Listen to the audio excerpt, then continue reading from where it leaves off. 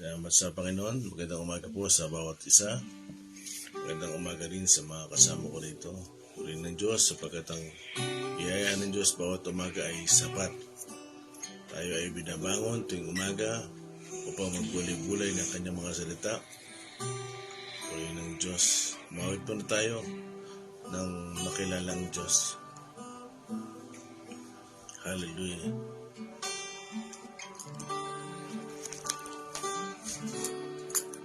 Nang makilala mo, buhay ko'y nagbago. Ginawang karapat-dapat ang isang katulad ko. Kaya mga pangarap ay nilimo. Masuyaman ang kanyang kalooban, napakabuti ng Diyos na sa akin na umibig. Katapatan niya sa buhay ko'y tiyak. Wala na akong ibang paglilingkuran. Buhay ko sa Diyos. Isa pa mula sa umpisa. Tayong lahat. Makilala ng Diyos, buhay ko'y nagbago. Ginawang karapat-dapat ang isang katulad ko.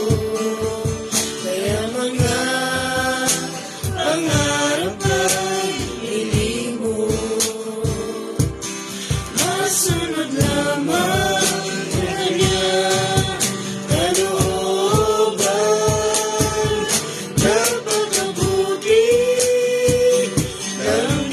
sa akin ay umibig.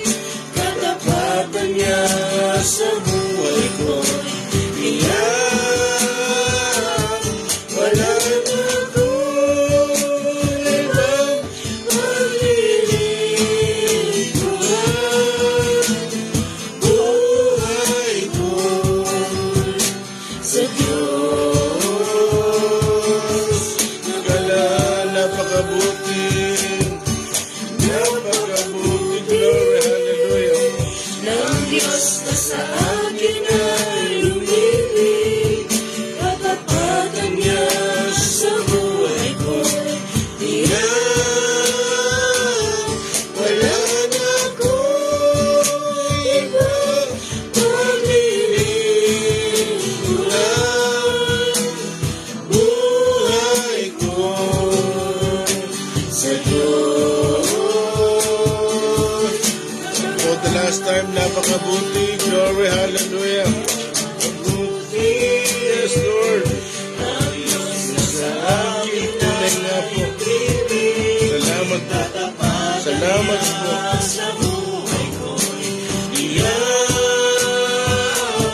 Wala na akong ibang paglilingkuran. Buhay ko, Buhay ko. buhay ko, Buhay ko. buhay ko sa Diyos. Hallelujah. Hallelujah. Hallelujah. Salamat sa inyo. Purihin kayo, Panginoon. Salamat po sa inyo. Hallelujah. Purihin po kayo. Aming kataas-taasang Diyos sama. Hallelujah. Nilingan ko si Kuya Endel. Una tayo sa panalangin. Praise God. Hallelujah. Masikar. Maganda na masikar. Tayo po ay manalangin. Panginoon, salamat po sa umagang ito. Salamat po sa panibagong umaga. At inisip niyo kami, Panginoon. Salamat po, O Diyos, dahil kayo po ay mabuti.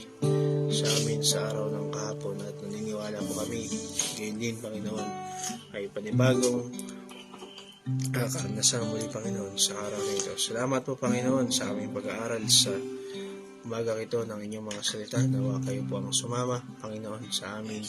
Kayo po, Panginoon, ang magturo po sa amin, Panginoon, magpaunawa po sa amin ng mga misteryo, Panginoon, ng inyong mga salita. Salamat po, Panginoon. Pala niyo po ang inyong gagamitin sa araw na ito. Salamat po sa pangalan ng Panginoong Jesus. Amen. Morning po kay Sister Gina Yen, kay Binti Joaquin Villacorta, kay Sister Chrysel Centeno, Pastora Leonora Santiago, Pastora Annie Romero, morning po, Pastora Ana Belusay, kay Sister Josepina Lumapad, Sister Shirley Jose Gallardo, Sister Aquino Raymar, kay Brother Julius Salis. Good morning po sa inyo. Amen. Salamat sa Panginoon. Tayo ay magpapatuloy na. Marahil ito na yung katapusan ng chapter 8. Nakailan linggo ba tayo sa chapter 8? Yun na po tinatanong. Pero salamat sa Panginoon. Nawa, loobin ng Diyos, tayo ay matapos natin ito para chapter 9 na tayo. Amen. Kaya may natutunan ba kayo sa chapter 8? Nawa, huwag tayong kagaya ng Pariseo na ano yung Pariseo? Hindi makaintindi, hindi matuto. Nawa, hindi natin magaya yun, matularan. Kasi alam niyo ba, ang pinag-uusapan natin ay hindi isang ordinaryong kasaysayan. Ito ang buhay natin. At naniniwala ko na ang Panginoon hindi ordinary sa Kanya ito. Nawa wag di maging ordinary sa atin ito. Alam niyo ba ang ginawa ng Panginoon? Gaya ng sinasabi sa chapter 8, bumaba siya mula sa langit. Iniwan niya ang lahat. Kaya hindi ordinary yun. Nung siya ay magkatawan tao, hindi ordinary yun. Yung pahirapan, mamatay sa krus, hindi ordinary yun. Hindi ordinary yun. Kaya wag natin gawing ordinaryo yung isang yung kasaysayan na yun. Amen?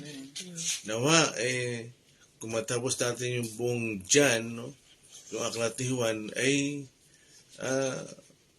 marami tayong natutunan, naging malalim sa atin ang kasaysayan nito. Kaya pakiusap ko lang sa inyo, balik-balikan nyo yung video natin. Amen? Kaya tayo ay mag-umpisa na. Mr. Rami. Magandang umaga po sa ating lahat. Ang ating text po sa umagang ito ay magbumula sa John 8:55 hanggang 59. At ang topic po natin sa umagang ito ay Part 4, Fulfilling the Word of God. Verse 55 ng John 8, Hindi ninyo siya kilala, ngunit siya'y kilala ko. Kung sasabihin kong hindi ko siya kilala, ako'y magiging sinungaling na tulad ninyo. Subalit, kilala ko siya at sinusunod ko ang kanyang sinasabi. 56, Natuwa ang inyong amang si Abraham nang malaman niyang makikita niya ang araw ng aking pagdating. Nakita nga niya ito at siya'y nagalak. 57, Dahil dito'y sinabi sa kanya ng mga Hudyo, Wala ka pang 50 taong gulang, paano mo masasabing nakita mo na si Abraham? 56, Sumagot si Jesus, Pakatandaan ninyo, bago pa ipinanganak si Abraham, ako na. 59, Nagsidampot sila ng bato upang siya'y batuhin, ngunit nagtago si Jesus at lumabas ng templo. Amen. Salamat sa Panginoon. Pag gusto nagsimula. Ha? Pag gusto nagsimula. August. So nakaisang buwan din tayo. Praise God. Salamat sa Panginoon. 10 chapter pa. Mahigit. Tapos natin yung aklat ng Juan. Kaya sa verse 55, Ano ang sabi dyan? Mabilisan lang para makatawid na tayo sa 56. Hindi niyo siya kilala, ngunit siya'y kilala ko.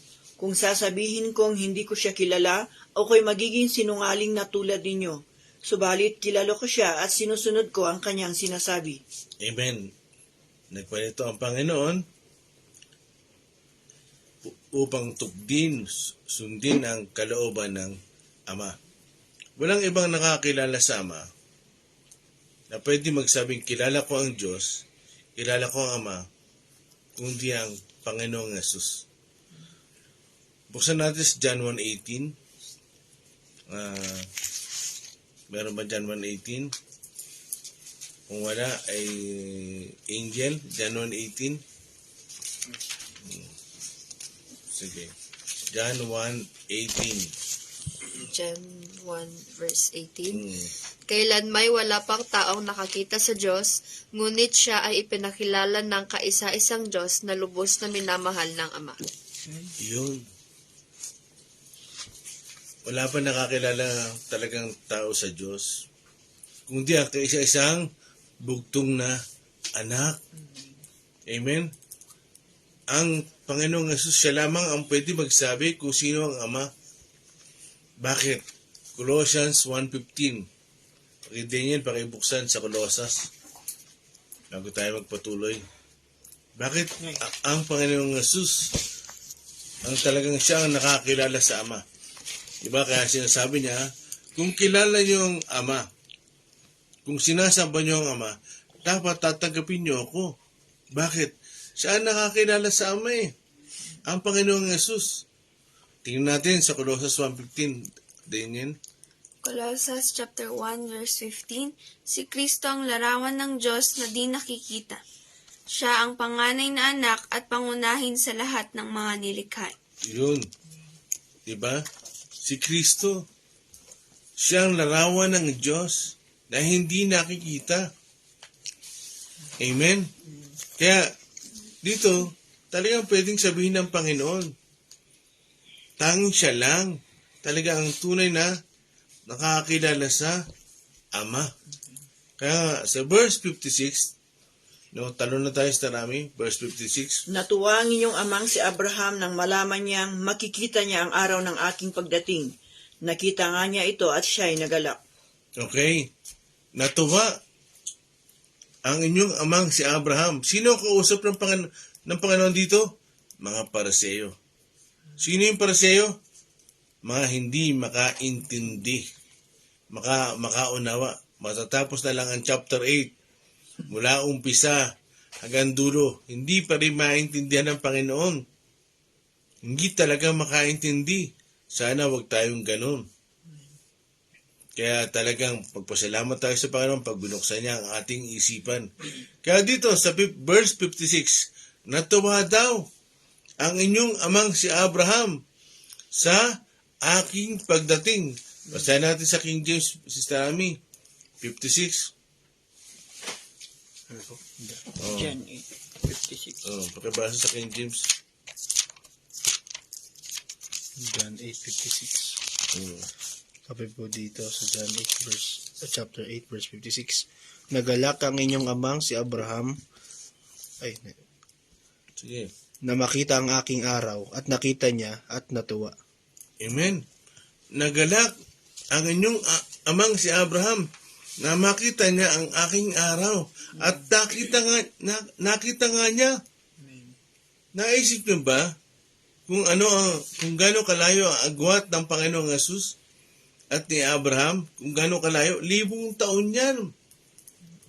Si Abraham ay sa Genesis at ang Panginoong Yesus sa New Testament.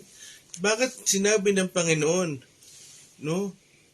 nagalak si Abraham nung makita ang kanyang pagdating at nagalak nga siya.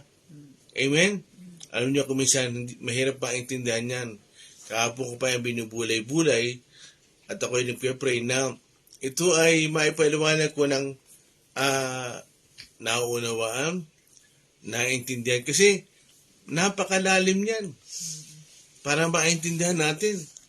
Pero nagpapasalamat ako sa Panginoon kasi binigyan niya ako ng mga ng mga dahilan kung saan ako magpapasimula. Kaya, dito maunawaan natin kung bakit nasabi ng Panginoong Yesus, nagalak si Abraham. Mga kapatid, hanggat tayo ay nasa katawang ito, sa katawang lupang ito, napaka-limitado ng ating kaisipan. Pag tayo ay umalis na sa katawang ito, o sa tabernakulong ito, mas mauunawaan natin ang lahat ng bagay. Bakit? Kasi ang ating espiritu mawawala na ng limitasyon. Naintindihan niyo ba yung binasa natin Daniel sa Hebreo 11:13? Ano sabi doon? Isang lungsod ang inihanda ng Panginoon doon sa mga mananampalataya, doon sa mga tunay na sumasampalataya. Isang lungsod daw yung kanyang inihanda. Isang paraiso. Saan yun? Sa langit. Alam niyo ba bakit kinukot ng Panginoong Yesus si Abraham? Na kung bakit tatawa siya sa kanyang pagdating, mga kapatid? Sa Luke chapter 16, ungkatin natin. 22 to 25. Pakibasa. Luke chapter 16. Luke chapter 16 verse 22 to 25. Namatay ang pulubi at siya'y dinala ng maanghel sa piling ni Abraham sa langit bilang isang parangal. Namatay rin ang mayaman at inilibing. 23. Sa gitna ng kanyang pagdurusa sa daigdig ng mga patay, natanaw ng mayaman si Lazaro sa piling ni Abraham. 24. Kaya't sumigaw siya, Amang Abraham, maawa po kayo sa akin. Utusan po ninyo si Lazaro na isawsaw sa tubig ang dulo ng kanyang daliri at basain ang aking dila, dahil ako'y naghihirap sa apoy na ito. 25. Ngunit sumagot si Abraham, Anak, alalahanin mong nagpasasak ka sa buhay noong ikaw ay nasa lupa, at si Lazaro naman ay nagtiis ng kahirapan. Subalit ngayon ay maligaya siya rito, samantalang ikaw na may nagdurusa riyan. Amen. Ano sabi ni Abraham? Ngayon maligaya si Lazaro dito. Now mga kapatid, noong nagtuturo ang Panginoon sa mga alagad, yan ang sinasabi niya sa mga alagad. Yung pangyayaring yan. Mga kapatid, gusto kong sabihin sa inyo, nung nagtuturo ang Panginoon, nung ang Panginoon Jesus ay nandito sa lupa at tinuturo niya yan, buhay si Abraham. Buhay si Abraham. Paano nangyari yun? Na kapatid, nung sinasabi ng Panginoong Jesus, yung tungkol kay Abraham, no? Yang bagay na yan, yang kasaysayang yan, ay sa kabilang buhay. At si Abraham, no, ang nalibing lang sa kanya, yung kanyang katawang lupa. Bakit sinabi ng Panginoon na tuwa si Abraham nang makita niya ang araw ng aking pagdating? Pagdating Kaya, mas mauunawaan natin dito na habang sinasalaysay ng Panginoon yan sa mga kanyang tinuturuan, ay talagang buhay si Abraham. Bakit? Kasi ang namatay lang sa kanya yung katawang lupa. Kung titingnan natin sa verse 58, pakibasa sa Tarami, verse 58. Sumagot si Jesus, Pakatandaan ninyo, bago pa ipinanganak si Abraham, ako ay ako na. Yun. Yung salitang bago pa ipinanganak si Abraham, ay ako na, ay talagang makahulugan yun. Makabuluhan yun sa mga Hudyo, sa mga Israelita. Kaya, dito makikita nyo mga kapatid, doon sa verse 56, na naisabihin ng Panginoon, na nagalak si Abraham, na makita nyo aking pagdating. Saan? Pagdating dito sa lupa. Ibig sabihin, Mga kapatid, dahil si Abraham ay nasa kabilang buhay, no? Kasama si Lazaro. Nasa kabilang buhay siya. Mas naintindihan ni Abraham yung mga plano ng Diyos na mangyayari sa hinaharap. Bakit? Nung siya ay nandun na sa lungsod, sa city, sa piling ng Diyos, mas naunawaan niya yung plano ng Diyos na pagbaba dito sa lupa. Bakit? Ano ang sabi sa John 6:38? Ako ang tinapoy ng buhay.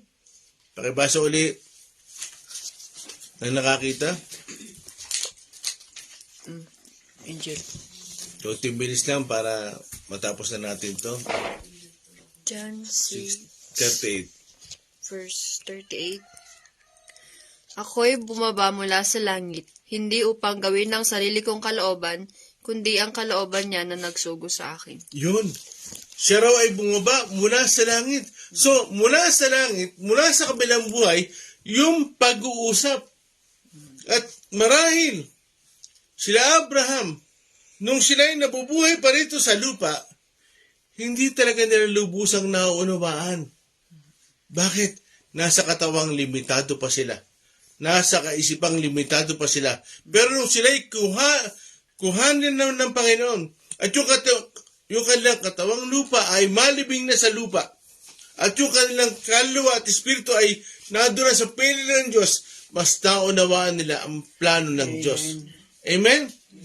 Siya bumaba mula sa langit. Hindi para tupdin ang kanyang kalooban, kundi sundin ang kalooban ng Ama. Kaya, dito mas mauunawaan natin, nung si Abraham ay nasa langit na, sa paraiso, mas naintindihan niya. Kaya, nagalak si Abraham na dadating ang Panginoon. Bakit? Alam niya, marami nang susunod sa kanyang magiging mananampalataya. Alam niya, magkakaroon na ng katubusan ng tao. Bakit? Lucas chapter 4, verse 16 to 18. Lucas chapter 4, verse 16 to 18. Lucas chapter 4, verse 16 to 18 To 19 man lang. to 19. Umuwi si Jesus sa Nazaret, ang bayan na kung saan siya lumaki. Gaya ng kanyang nakaugalian, pumasok siya sa sinagoga ng araw ng pamamahinga. Tumayo siya upang bumasa. 17. At dooy ibinigay sa kanya ang kasulatan ni Propeta Isaias. Binuksan niya ito sa dakong kinasusulatan ng ganito. 18. Ang Espiritu ng Panginoon ay sumasa akin, sapagkat hinirang niya ako upang ipangaral sa mga mahihirap ang magandang balita. Isinugo niya ako upang ipahayag sa mga bihag na sila'y lalaya at sa mga bulag na sila'y makakakita. Isinugo ako upang palayain ang mga inaapi. 19. At upang ipahayag na darating na ang panahon ng pagliligtas ng Panginoon. Amen. Anong sabi sa huling binasa ni Ato Daniel? Upang ipahayag na darating na ang panahon ng pagliligtas ng Upang ipahayag na darating na ang pagliligtas ng ano? Ng Panginoon. Darating na. At dyan marahil sa ating teksto na pinagbubulay-bulay, nagalak si Abraham. Bakit? Naunawaan niya eh. Doon sa kabilang buhay, naunawaan niya. Hindi rito sa lupa, mga kapatid. Hindi rito sa lupa. Doon sa isang lungsod, doon sa paraiso, doon sa langit, naunawaan niya na ang pagbaba ng Panginoon. Doon pa lang sa langit, lubos na naintindihan ni Abraham yung mangyayari. Bakit? Hindi lang si Abraham ang nagalak. Lucas chapter 2, verse 13 to 15. Hindi lang si Abraham ang nagalak. Maraming nagalak. Isa-isahin natin. Ate Sing. Lucas chapter 2 verse 13 to 15. Bigla nilang nakitang kasama ng anghel ang isang malaking hukbo ng mga anghel sa kalangitan. Sila'y pupuri sa Diyos at umaawit. 14. Papuri sa Diyos sa kaitaasan at sa lupa ay kapayapaan sa mga taong kinalulugdan niya. 15. Nang makaalis na ang mga anghel pabalik sa langit, ang mga pastol ay nag-usap-usap. Tayo na sa Bethlehem, tignan natin ang pangyayaring ito na ibinalita sa atin ng Panginoon. Amen. So dito, hindi lang si Abraham ang nagalak. Simula ng sinabi ng Panginoon, nagalak si Abraham na makita niya yung aking pagdating. Doon pa lang sa langit, nag-aawitan na roon. Hindi lang si Abraham. Bakit? Alam kasi nila, yung pagbaba ng Panginoon dito, no? Ay talagang isang pagligtas na talagang makakalapit ang tao sa Diyos. Naalala niyo ba yung nakasulat sa John 1:29? Ito ang kordero ng Diyos na nag-aalis ng kasalanan ng sanlibutan. Kaya marahil, nag-aabang yung mga anghel.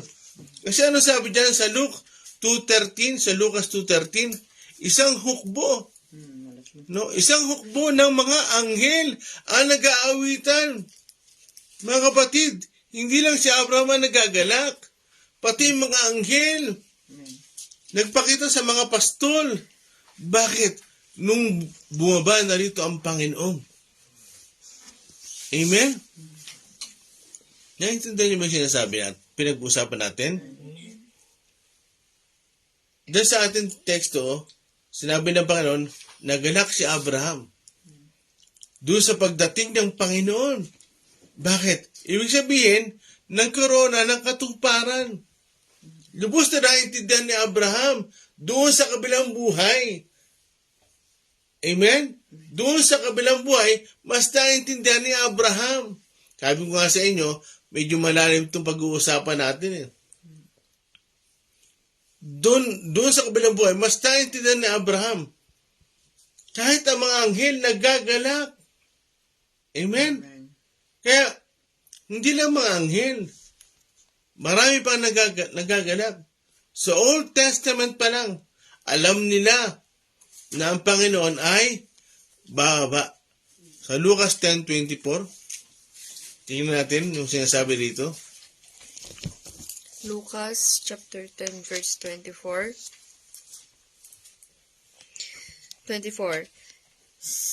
Sinasabi ko sa inyo, maraming propeta at matutuwid na tao ang naghahangad na makita ang inyong nasasaksihan at marinig ang inyong napapakinggan. Subalit hindi nila ito nakita o narinig. Angel, pakiulit ng dire-diretso. Verse 24. May kama, may tuldok. Okay. Sinasabi ko sa inyo, maraming propeta at matutuwid na tao ang naghahangad na makita ang inyong nasasaksihan at marami ang inyong marinig ang inyong napapakinggan. Subalit hindi nila ito nakita o narinig. Amen. Mga kapatid, pati mga propeta, inaabangan yung pagdating ng Panginoon. Pero hindi nila inabot. Kasi nga, generation from generation, 1,000 taon na bago naisa katuparan ng Diyos. Amen? Sa Deuteronomy pa lang, sinabi ni Moises. Kaya talagang marami mga propeta na nag-aabang sa pagdating ng Panginoon. Hindi lang si Abraham. Marami nagagalak. Bakit? Kasi nga, sabi sa Lucas 4:19, sa pagdating ng araw ng Panginoon, sa pagdating ng pagliligtas ng Panginoon, mga kapatid, yung pagbaba ng Panginoon dito ay isang pangyayari na magaganap na ililigtas niya yung kanyang bayan. Naunawaan niyo ba? May isa sa katuparan na yung talagang plano ng Diyos na tayo bawiin sa kaaway. Kaya talagang nagagalak ang lahat. Ang kalangitan ay nagagalak. Doon naunawaan ni Abraham. Yung pagdating ng panahon dito ay katuparan ng pangako ng Diyos. Amen? Amen. Kaya, mga kapatid, tingnan natin si Propeta Isaiah sa Isaiah 7:14.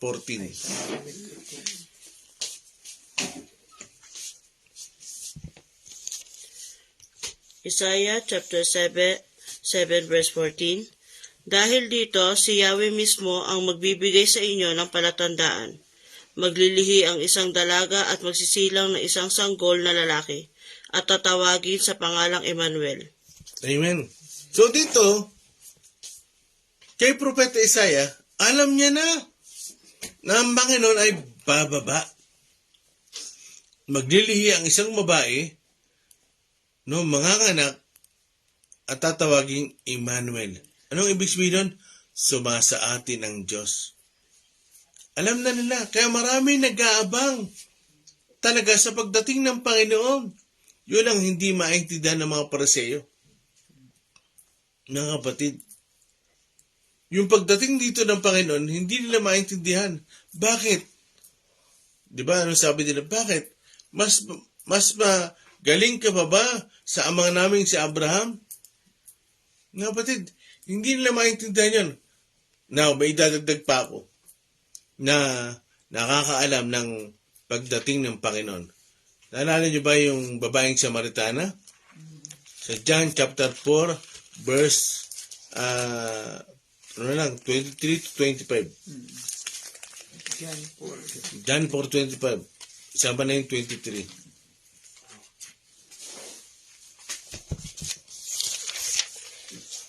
John 4:25, 23 na sama mo na lang. 23.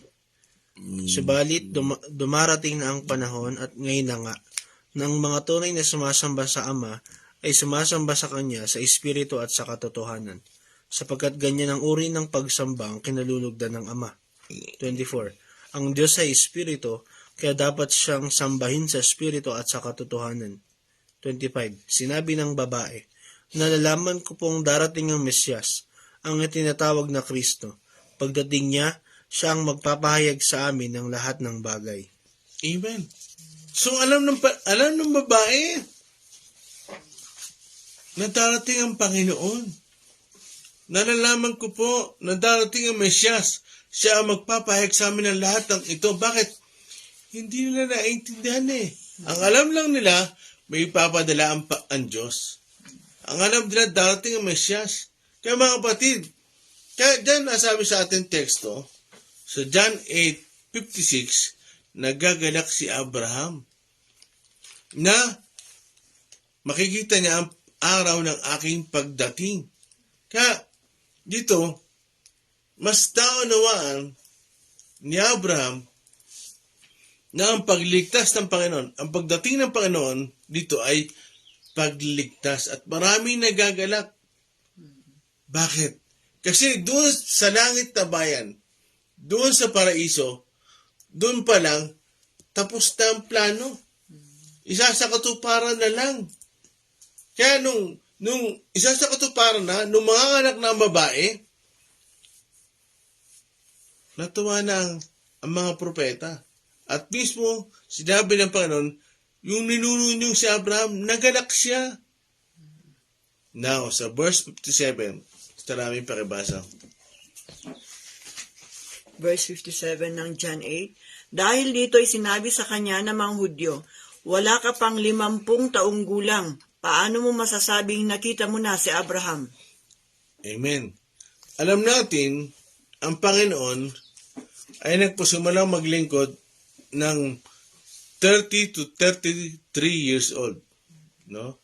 Nagpusimula siyang maglingkod. Kaya takang-taka sila.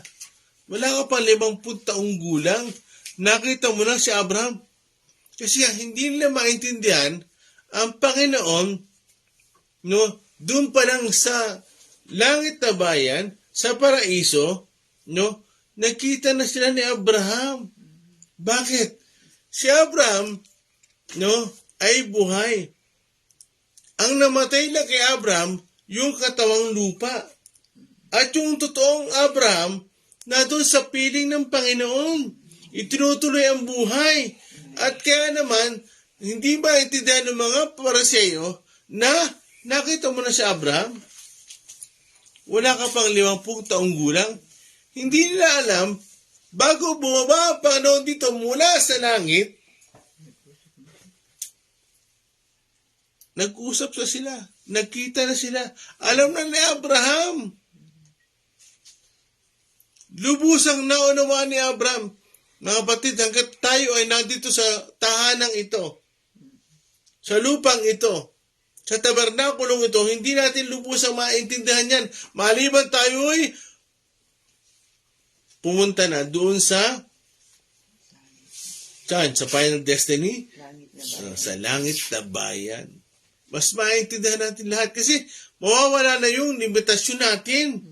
Mas maintindihan natin. Bakit? Makikita natin ang lahat. Mas may papaliwanag ng Diyos sa atin. Amen? Kasi wala na tayo sa katawang ito. Naunuan niyo ba ako? Kaya, hindi ba maintindihan ng mga Pariseyo? Wala ka pang 50 taong gulang? Nakita mo na si Abraham? Yun ang hindi nila alam. Talagang nakita siya ni Abraham. Ulitin ko nakita ni Abraham ang Panginoon. Bakit? Ano sabi sa verse 58? Bago pa ipanganak si Abraham, ay ako na, I am. Mother, pakibasa sa King James Version sa English. King James Version ng verse 58. Jesus said unto them, Verily, verily, I say unto you, before Abraham was, I am. Yun. Alam niyo ba yung salitang I am? Talagang makahulugan yan. Sa kanila yan. Makahulugan sa kanila. Bakit? Diyos ang umaangkin yan. Alam niyo ba ang sinasabi sa Exodus 3:14?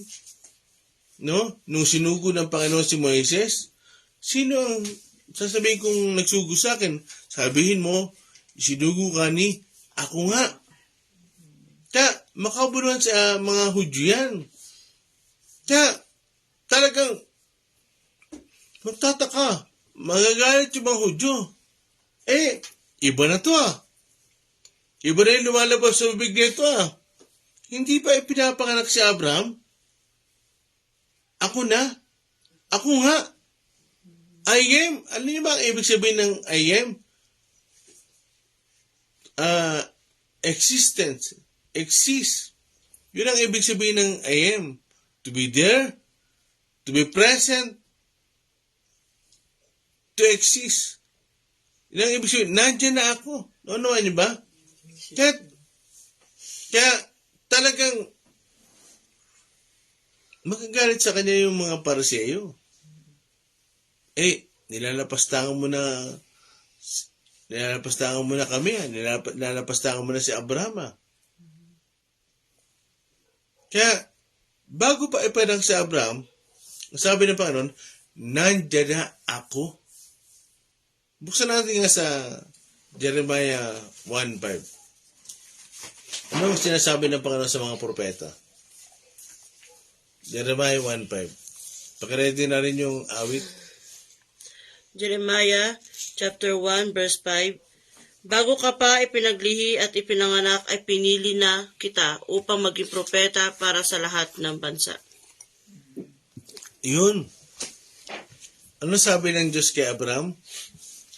Bago ka pa, ano sabi? Hindi, bago ka pa ipanganak, bago ka pa ipinaglihi, pinili na kita. Ibig sabihin, hindi pa nagkakakilala yung magulang mo, alam ko nang lalabas ka. Amen? Talagang napakahirap ipaliwanag yun. Kasi bago ka pa ipaglihi, pinili na kita. Ganon din kay Abraham. Bago pa ipanganak si Abraham, nandiyan na ako. Ako nga, I am. Tingnan natin yung sinasabi ni David sa awit 139 verse 16. Ano oras sa sing? 47. Verse 16. Ako'y iyong nakita na, hindi pa man isinilang. Batid mo kung ilang taon ang haba ng aking buhay. Pagkat ito'y nakatitik sa aklat mo na talaan, matagal nang balangkas mong ikaw lamang ang may alam. Amen. Ako'y nakita mo na bago pa ipaglihi. Nakita na raw si David bago pa ipaglihi. Amen. Kaya naman sinabi ng Panginoong Yesus, bago pa ipanganak si Abraham, ako'y ako nga. Mga kapatid, talagang magugulat ang mga Pariseo. Ba, sino ba talaga to? Nilalapastangan niya yung ating amang si Abraham. Amen? Kasi nga, ang ibig sabihin ng I am ay to be present. To exist. To be there. Kaya talagang masyadong makabuluhan sa mga Hudyo na hindi nila maintindihan. Kaya dyan, mapagbubulay-bulay natin na ang Panginoon, no, kung iisipin natin yung verse 55 to 58, talagang walang duda. Ang Panginoong Jesus ay Diyos. Ang Panginoong Jesus ay Diyos na bumaba mula sa langit. Bakit? Kasi, sinasabi niya, bago pa si Abraham, ay ako na. Ako nga. Amen? Kaya talagang nagalak si Abraham talagang sa araw ng aking pagdating. Hindi maintindihan yan, mga kapatid. Mga kapatid, yung nangyayari sa langit, hindi natin alam. Pero yung nangyayari sa lupa, alam ng langit. Alam nila. Bakit? Buksan natin sa Luke chapter 9, verse 29 to 31. Pasin niyo mga kapatid. Luke chapter 9 verse 29 to 31. Habang siya'y nananalangin, nagbago ang anyo ng kanyang muka at ang kanyang kasuotan ay nagningning sa kaputian. 30. Biglang may nagpakitang dalawang lalaki, sina Moises at Elias. 31. Na ang mga anyo ay nakakasilaw din. Sila'y nakipag-usap kay Jesus tungkol sa nalalapit niyang kamatayan na magaganap sa Jerusalem. Kita niyo mga kapatid, bumaba pa si Moises at si Elias para pag-usapan nila yung kamatayan ng Panginoon. Kita niyo na, yung langit ay nag-aabang sa mangyayari sa lupa. Amen? Alam niyo ba ang talagang nakabamangha na pangyayari sa buhay natin? Mga kapatid,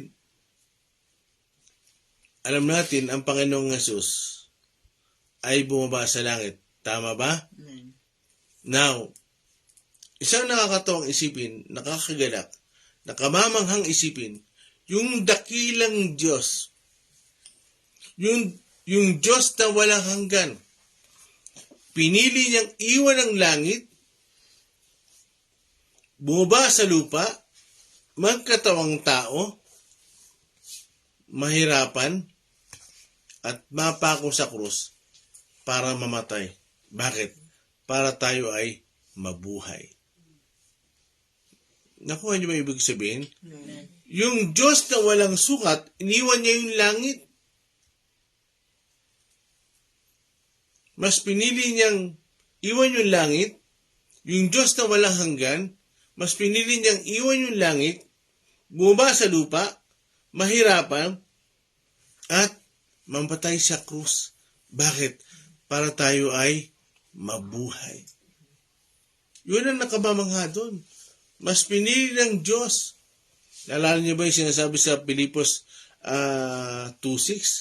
Anong sabi doon? Hindi niya pinagnangnan ang pagkapantay niya sa Diyos. Bagkos nag-anyong alipin, at nakitulad sa mga tao. Oo, siya sumunod hanggang sa krus, hanggang sa kamatayan sa krus. Mas pinili ng Panginoon. Bakit? Para tayo ay magkaroon ng buhay. Amen? Sana mas maunawaan natin at maintindihan natin kung gaano yung ginawang yung dakilang bagay na ginawa ng Diyos para sa atin. Huwag natin gawing ordinary yan. Ano oras na sing? Kaya mga kapatid, sa katapos-tapusan ng chapter 8, bukas chapter na tayo, nawa mas naintindihan natin yan. Tandaan nyo, iniwan ng Panginoon ang langit, mas pinili niya, isang Diyos na walang hanggan, isang Diyos na dakila, iniwan niya ang langit, no? At nakitulad sa tao, at mas pinili ang mamatay sa krus para sa atin. Amen? Ganon kabuti ang Panginoon. Talagang hindi kayang ipaliwanag. Amen? Kaya salamat sa Panginoon. Nawa, meron tayong natutunan. Mas naunawaan natin ang chapter 8 ng John. Kaya, isa lang masasabi ko, ang Diyos ay nagkatawan tao. At siya ay, ang Panginoong Yesus ay tunay na Diyos. Amen? Kaya, na makilala ang Diyos.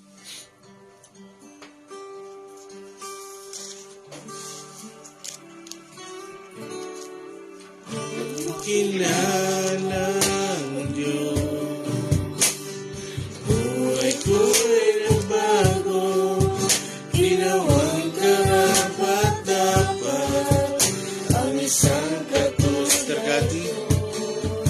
Kaya mga pangarapan nilingos, masunod lamang ganyan kalooban, napakabutin ng Diyos na sa akin ay umibig, katapatan niya sa buhay ko. Kaya wala na akong ibang paglilingkuran. Buhay ko sa Diyos nakalaan. Napakabuti ng Diyos na sa akin ay umibig, katapatan niya sa buhay ko. Kaya wala na akong ibang paglilingkuran. Buhay ko sa Diyos. Isa pa, napakabuti. Napakabuti ng Diyos na sa akin ay umibig, katapatan niya sa buhay ko. Kaya wala na akong ibang paglilingkuran. Buhay ko sa Diyos nakalaan. Glory. Puri na tayo sa Panginoon. Hallelujah. Praise you, Jesus. Hallelujah. Salamat sa inyo, Panginoon. Salamat po sa mga salita mo na siyang pinagbulay-bulayan po namin, Lord. Nakatapos na po kami ng chapter 8, Lord John. Salamat sa inyo. Bagamat ito ay hindi namin lubusang na-perfect sapagkat alam namin napakalawak ng inyong mga salita. Lord God, alam namin bawat araw, Lord, mayroon kayong bagong mensahe. Kaya salamat po sa inyo, Panginoon. Salamat po sa pinupuri po namin ko, Sister Carly.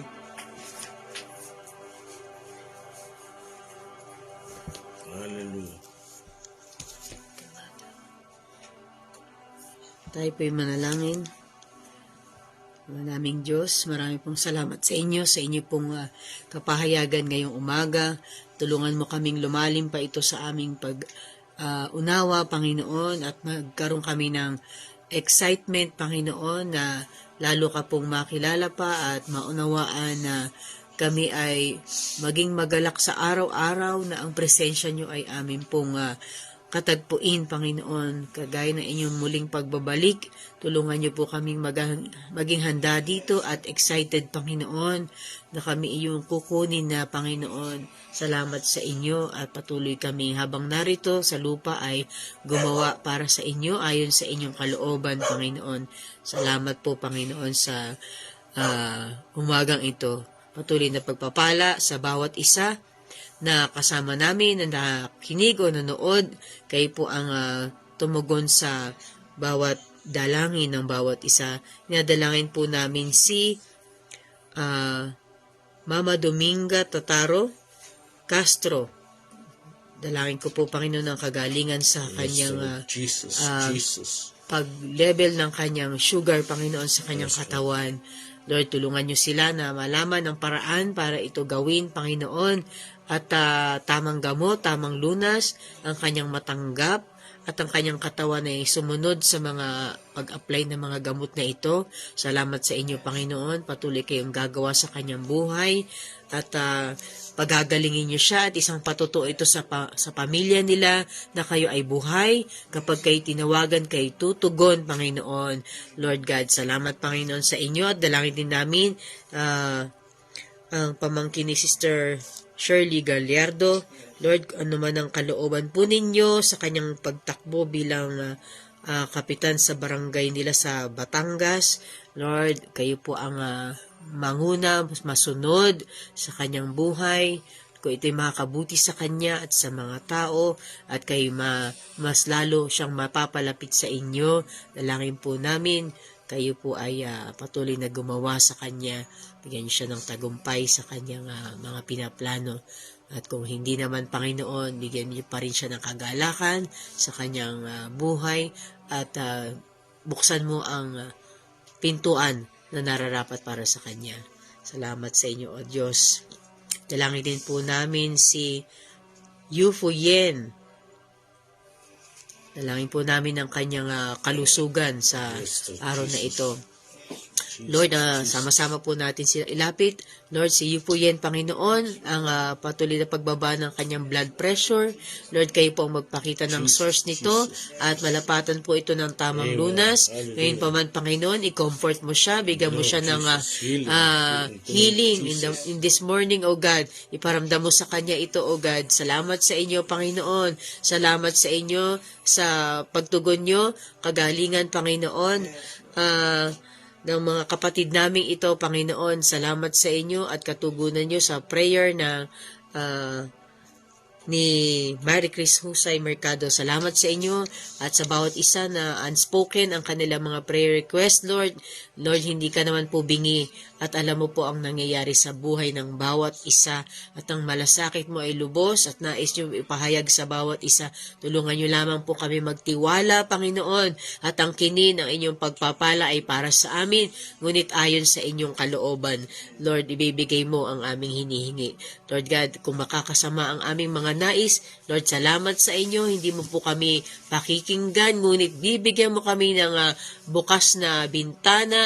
Ipapakita mo sa amin kung ano ang nais nyo at bigyan nyo kami ng patuloy na pananampalataya at pangtanggap dito sapagkat kayo mabuti sa amin. Wala kayong pinlanong pangit, Panginoon, kung hindi ikabubuti namin, O God, at ng mga minamahal namin sa buhay. Sa inyo pong papuri at pagsamba ngayong umaga sa pangalan ni Jesus. Amen.